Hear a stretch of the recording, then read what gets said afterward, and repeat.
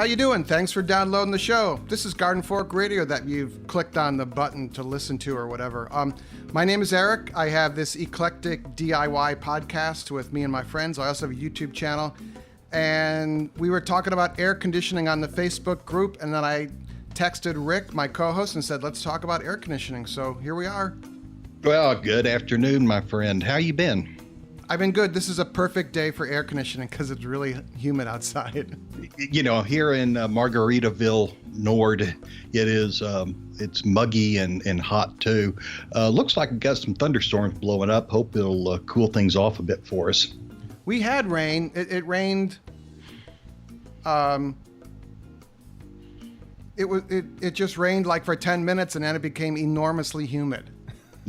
Yeah, just melts right off or evaporates right off of the pavement. Listen, I wanted to congratulate you and Aaron. That last podcast you guys did, I listened to it yesterday, I think, and really great work. I'm almost a little embarrassed to be sitting here and in the co-host seat. Yeah, exactly. No, Erin's great. I made a video about compost because everyone's like, oh, you got to do this and this and this. And I'm like, compost happens. Yeah, you really can't stop it. If you can just put the pieces together, it'll happen eventually. It may not cook off like they say it does in books, 120, 130 degrees something, but it will eventually happen if you just leave it alone. We're going to talk about air conditioning today, but typical of Garden Fork, we're going to go on a tangent first. But how are you using that planter that has the center column for composting? Yeah, and I forgot what it's called now. Well, that's middle age. Yeah. But yeah, it has a center worm composting column, and then I think it's 5 tiers. And mostly what I've got in there is shard, but it's just a nice way to. And then it catches the water and all the drippings from the worms make, because there are worms in that center column as well as composting. And it catches about 2 gallons of what comes out of there, and I use it to recycle through and add nutrients to the mix as it goes. Is it called a garden tower? That's it. Thank you. I heard you back there searching. I just did a quick image search, and there's actually several DIY versions of it using a blue barrel, like the blue barrels I use for maple syrup, right. Collect the maple sap. You can cut holes in the sides. You put a perforated PVC pipe down the middle of the thing, and off you go. Yeah, I wish the PVC pipe in the middle. It's about a 4-incher, I think, and I would have preferred maybe about a 6 or an 8-inch one, just to get more. We actually generate more kitchen waste than I can put in that little composter. So I'd like something a little bigger. So if you're building your own, that center section, you make it bigger, and you'll be happier. Yeah, that's. We actually have curbside recycling in Brooklyn now. And you said that when you talked to Aaron. I was surprised to hear it. Well, the city basically has to pay to haul garbage. Mm-hmm. And they've now working with some farms upstate where they get paid for this essentially raw compost. And there's a guy up there, or a company, that processes it and then sells it to the farmers up there. Well, so we're keeping it out of the landfill, Well, and you're keeping it out of your sewer system. You guys finally got to use garbage disposals, didn't you? Yes. Yeah, they were outlawed for a long time. Well, that's because the nature of the sewer system here was a little fragile. I think they've upgraded a lot of things. Yeah, but running that stuff out into the sewer, when you could compost it back into good food, is kind of short-sighted. So, me, I love virtuous cycles. I always have. Ever since I started coming on the show here, I like to talk about the virtuous cycles of just composting and reusing and it's a wonder to me. I just love it. Actually, New York City has its own TV channel. No. Yes, it's Channel 25. Because I have a terrestrial antenna on the roof that's pointed toward the World Trade Center. Mm-hmm. And you can, at channel 25.1. It's also available on New York City cable channels and probably at nyc.gov/media, I would imagine. I'll look at that. But they had a tour. There's been a number of documentaries on there made by New York City about the sewer system, and the end sewer solids are actually de-wetted. They're chlorinated, then de-wetted, and then trucked to farms upstate, and it is a sought-after fertilizer upstate. Really? Yeah. Okay. Because well, New York City does such a great job of processing it into, basically nitrogen. So yeah, no kidding. Wow. So let's talk about air conditioning. Then we have, there's at least one email I want to read from long-standing, kind of behind-the-scenes man, Kevin, and we'll go from there. Yeah, and you mentioned when Aaron was on that you didn't have any new reviews on iTunes. And that's very bad. We need more reviews on iTunes. We need 5-star reviews on iTunes. Well, we'll look at the end of the show. So stay to the end of the show, and I'll read Kevin's email, and we'll see. I'm fussing at everybody. Okay. So the other day you posted about your air conditioner. Sure. It's a central air conditioner, and it's really a builder special. It's probably been there about 100 years. And I've been having it serviced off and on. I don't know if people know this, but the brass fittings, after a while, actually leach out. I think it's the tin that's in the brass. And they become spongy. They're permeable. And so you can charge it up and it doesn't leak very fast, but eventually it will leak out. And so I've been having to have it serviced every now and then. And so this is a really old unit, and I knew we're on our last legs. But the other night we got a real surprise. The humidity in the house started going up drastically. And I thought, well, something's up the AC. I went out, the compressor's not running. And I came back in, I noticed the fan was not running. And that, those two things are not really related. And I thought that was odd. And then when I looked at the thermostat, it was not on either. And that's a fault situation in newer systems that says it's pretty systemic. And the first thing you do, of course, is check the AC, make sure the breakers didn't get thrown or anything. And that was okay. And so I took a flashlight and I went up into the attic and took off the service panel on the side of the that's the evaporator up there, isn't it? I forget what. I forget the words. Yeah, but took the service panel off the side, and it was full of water in the pan at the bottom. That was supposed to be what it did, is catch the water. And there was a float valve in there, and when that float valve tripped, it shut down the entire system. Oh, so it's like an on-off. It's literally almost like an on-off switch. Yeah, attached to a little float. But it shuts down the entire system. It could have let the fan run, in theory, but it's just situated in my system in such a way that everything went off, and that worked out pretty good because I could see what to do. It was a Friday night. We had a weekend coming up. Anything that a service call would have been an emergency service, and it would cost a lot of money. And so I got out the wet vac, and after a couple of trips down the ladder with the water, dried it out in there. Took the compressor that I have and put it into the drain pipe and blew out the drain pipe, and all kinds of muck and stuff came out of that pipe on the other end. And then the air conditioner came back on magically. Yeah. And I guess, the kind of moral of the story is to, before you call for a $300 or $400 emergency service, to have somebody do what you could probably do by yourself, at least take the time to pull a panel off and look and check all the circuit breakers and everything. Don't panic just because it's the middle of August. So that was my story.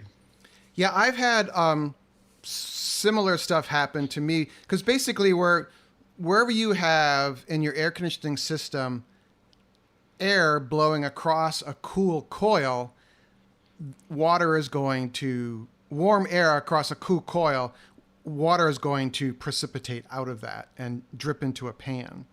So Right. It's much like a glass of ice water in when you're out in a picnic and all the water collects on the outside of it. It's the same thing with your air conditioning system. And if that drain pipe, first of all, that tray has on the side of it is usually like a rubber little grommet attachment, so you can shove in a piece of PVC drain pipe. And that drain pipe is sometimes only a half an inch in diameter. It needs to be bigger. Right. And essentially, what you've essentially got going on in there is like a kombucha SCOBY, you know? I guess you're right. Yeah. So mold basically builds up. Mold and funguses build up because it's a wet, warm environment, which is what they love. And it's enclosed, and it basically clogs up the pipes. And a lot of times there's a PVC trap built into that as well, which makes it even more prone to clogging. So the thing you have to do is basically clean that thing out on a regular basis. And I think a lot of people neglect that, and then it becomes a big problem, and then they're toast, literally toast. And, it just kind of worked out for me, blowing it out. Somebody on the post, and I have to look down here and see who it was, said, what if I don't have a compressor or an air compressor to blow it out? And the thing to do then is to go ahead and call several AC companies and see what they charge for their yearly maintenance. And most door companies will give you 2 inspections a year, one in the spring, one in the fall, for of course, one for winter, one for summer. And they'll include things like check your system, top off the Freon, and they make sure that they blow out that drain pipe every time they come. And it's not that expensive. Plus, you usually get benefits like they don't charge you the emergency fee if you have an emergency. They give you discounts on parts or service if you have the yearly contract. And for us, it's only a couple of $100, I think, a year. And if you don't have the equipment or the ability to get to your drain pipe and blow it out, that's a good way to go. Yeah, because it's just peace of mind, and you don't have to climb up there then. Well, and that's the reason my Builder Special has lasted as long as it has, because I have one of those contracts, and they come out and inspect it twice a year.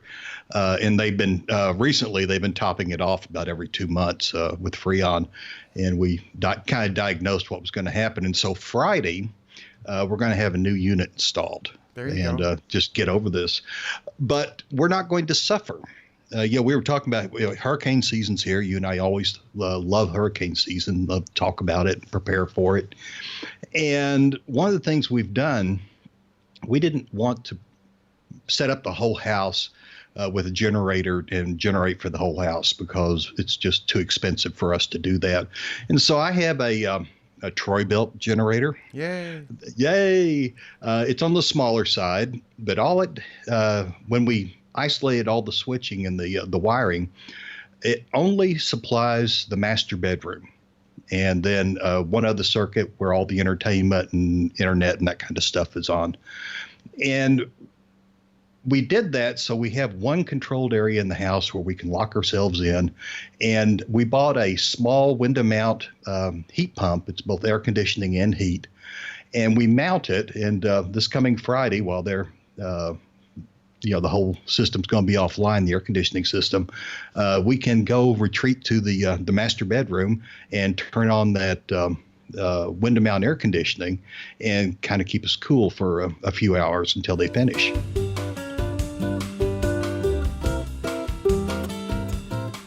Would you like to have more Eric in your ears? Maybe not.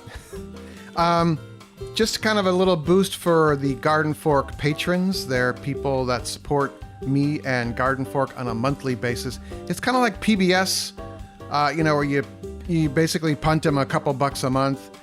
$3 a month is a suggested starting point for Garden Fork. That's like a cup of coffee a month. What I offer in return for that is some behind the scenes of Eric's world using the Patreon app, which is the program we use for this program. Does that make sense? Anyway, I use a website called Patreon to collect the supporters' contributions. They have a pretty robust app and also email system. So throughout the month, I'll post exclusive. That sounds kind of hokey. Basically, I take pictures that I don't share on Instagram, and I'm just like, hey guys, this is what I'm up to today. I'm kind of sharing a little bit more of Eric's world. I'm a little reluctant. Sometimes I just get a little creeped out, basically, by posting too much stuff on the internet, and this is maybe a little more secure. But anyway, you either get it as an email, or if you load the Patreon app onto your phone, which is a really cool app, I think. It's not invasive at all. You can look at these pictures and post and stuff. Plus, just recently, I've added a kind of behind the scenes podcast extra. So as a second podcast, probably 3 times a week, 3 times a month now, it's me yakking into the recorder or yakking into a microphone. The last one, I walked around the yard and talked, and people seemed to like that. First, I just want to also say, that wasn't the first thing I said. But anyway, we do have some new supporters. I want to thank Nicole, Al, and a gentleman who's calling himself Stuck in Japan. And he's invited me to come to Japan, which is very tempting because I'm intrigued by the ramen shops there. Anyway, more information about becoming a regular contributor to Garden Fork is in the show notes. You just click on the Patreon link or patreon.com/gardenfork. Thank you.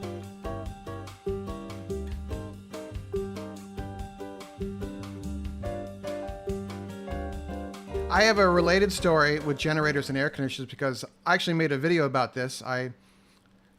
We put in my sister's house, which is a ranch in the Midwest,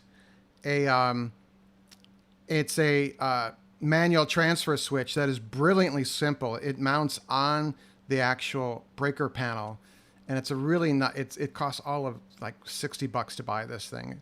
It costs more for the electrician to put it in, but I told my sister, oh, your generator, which is about a 6,000 watt generator, I said, your generator will run your air conditioning system, because I looked at the circuit breaker amperage for the air conditioner. It was like a 20 amp, and I'm like, okay, that'll work.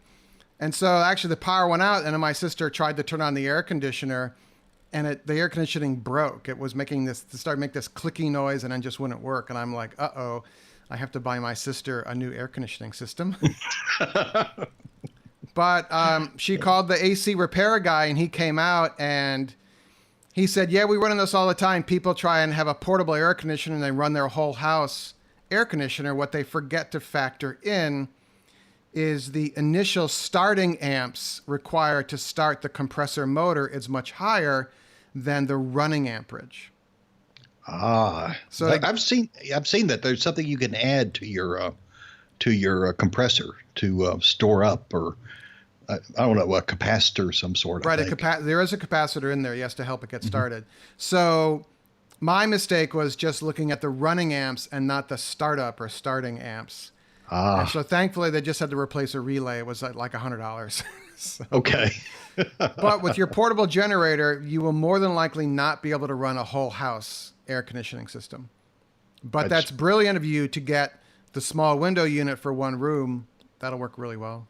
Yeah, we might get a little tired being around each other during a hurricane or a blizzard or whatever, but at least we can, one place that's safe and comfortable, and the rest of the house, it'll take care of itself. Yeah, it'll get a little warm, but you'll be all right. Yeah, I did it for the dogs. Yeah. My other air conditioning story is I have a friend who used to own hamburger fast food places, 3 of them, 3 franchises, and I was constantly fixing something at every one of them, and they all had air conditioning systems that were lofted up above the drop ceilings, or they have the acoustic tile ceilings with those rectangular tiles that you could pop out. They look like they're like 2 foot by 4 foot tiles that would pop out.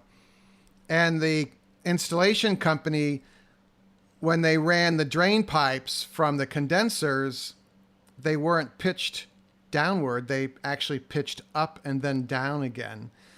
And so they would constantly clog with gunk because the water would never drain. It would just puddle. So I would, in the middle of them making hamburgers, I'm up on the ladder with my head up in the air conditioning system, trying Right. to unclog this thing. So if you have it, it pays to have somebody knowledgeable install the stuff, because if you get the cheapy guy, you're going to get hurt down the road there. And the other thing about drain pipes you have to watch is if you use air to blow them out, check the entire length of the drain pipe that you can, because most of the time I've found air conditioner contractors do not cement the joints. They just friction fit them because there's no real pressure on most of the time. It's just a trickle going through. And it's possible when you when you blow them out with your air compressor that you're going to blow a joint apart. And when that happens, then you got a leak somewhere in your roof, and it'll end up being messy regardless of what happens. On the familyhandyman.com, which is a pretty good site, I think, they have an article I'll link to about troubleshooting your air conditioner. And if you're just having kind of mediocre air conditioning, go check if you have a forced air system that runs through your furnace. First, go see if the furnace blower is even running. So let's turn the thermostat all the way down and see if you hear this motor running inside the furnace. And if that is, then check the filters, because if the filters are clogged, it's not gonna get cold. Right.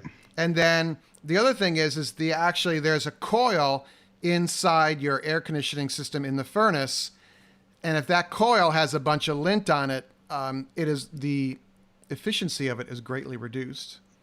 And then the third thing is outside, you have a condenser unit. It's usually round and kind of brown in color, and there's a fan on the top. It looks like a barrel with a fan on the top of it, a brown barrel. If that is clogged with grass or lint or something, it either will barely work or just put out kind of mediocre air. And you can actually throw the circuit breaker or pull the fuse, the disconnect box fuse, and then take the top of that off and go in there with a shop vac and clean that out. See? And if you have a contract, they'll do it for you. Right. Yeah. But still, just some basic troubleshooting to, kind of get you through the night, or at least through the weekend, so that you don't have to call somebody out. But that's really what we're talking about here. After that, some basic maintenance. Those systems are so complex with so many moving parts that I don't quite understand. I'm lost when I come to look at them. On the Garden Fork discussion group on Facebook, Michelle wrote, and Michelle's big Garden Fork. She's very active. What's the word? I'm blanking. Supporter? Well, she's on Facebook. She's called a visual storyteller. Oh, really? Yeah. She says, twice a year, I have to defrost my line set and clean my coil because my husband is a heating and AC guy. He has no time to make repairs at our place. See, that's every mechanic drives a crappy car because he doesn't have time to fix it. And then Melissa wrote, when I was first dating my husband, watching his two dogs when he was on a business trip, I decided to clean his bachelor pad. As I was wiping off the air conditioner, it popped out of the window and fell 10 feet into the backyard. The metal housing bent, causing the fan to no longer spin. I took off the housing, bent all the metal back as well as I could, and reinstalled. I guess I can tell him what happened now since we've been married 2 years. That's really his fault, though, because you need to be careful when you install those things, particularly if it's up high. The window units, yes. Yeah, the window units. You're responsible if you land that on somebody. We have brackets on ours. Yeah. Oh, yeah. Yeah.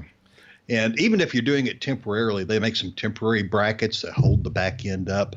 You're talking with your hands again. Yep, I am. I'm sorry. You heard me hit the microphone, didn't you? Yeah. But it supports the back end, so it doesn't shake, and it's not so much tension torquing on the window frame. Window units have a filter as well, believe it or not. I didn't know that. And you can easily pull them out and either clean them with a vacuum, or I use the brush from the dustpan, and I just go into the backyard and I just sweep them off, and they clean right up. But if those are clogged, your air conditioner will not work nearly as... My air conditioners are Frigidairs, and after I clean it and put it back in, it starts a counter, like a day or fan hour counter. And when it needs to be cleaned again, a little light lights up. So I think just factors in like, X amount of hours and it has to be cleaned again. And sure enough, they're right. It's got to be cleaned again. So Wow, that's pretty cool. who knew? So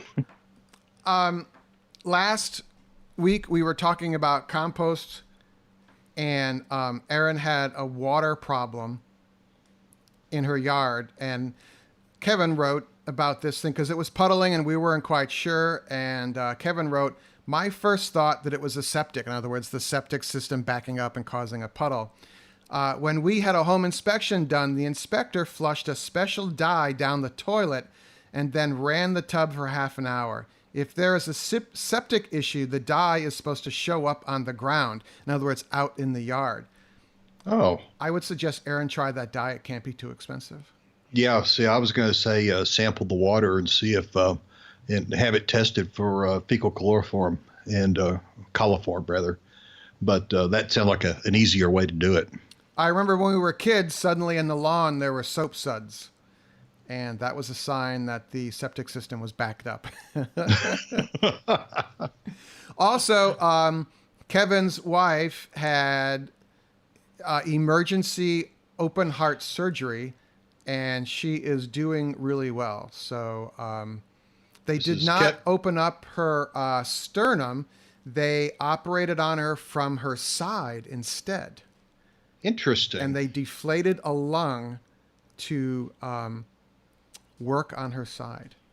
Wow.